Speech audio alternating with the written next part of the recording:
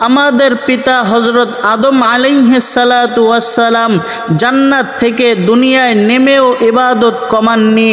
হযরত ইউনুস আলাইহিস সালাতু ওয়াস সালাম মাছের পেটে থেকেও দোয়া ছাড়েননি। হযরত ইউসুফ আলাইহিস সালাতু ওয়াস সালাম বিনা অপরাধে জেলেও দাওয়াতের কাজ চালিয়ে গেছেন। হযরত ইব্রাহিম আলাইহিস সালাতু ওয়াস সালাম আগুনের মুখে দাঁড়িয়েও তাওহীদ ত্যাগ করেননি। হযরত মূসা আলাইহিস সালাতু ওয়াস সালাম ফিরাউনের হুমকি শুনেও সত্য কথা থামাননি। হযরত আইয়ুব আলাইহিস সালাতু ওয়াস সালাম বছরের পর বছর অসুস্থ থেকেও শুকরিয়া আদায় করেছেন। হযরত মারিয়াম আলাইহিস সালাতু ওয়াস সালাম অপবাদের মাঝেও আল্লাহর দিকে মুখ ফিরিয়েছেন। হযরত নূহ আলাইহিস সালাতু ওয়াস সালাম শত শত বছর উপহাস সহ্য করেও দাওয়াত বন্ধ করেননি।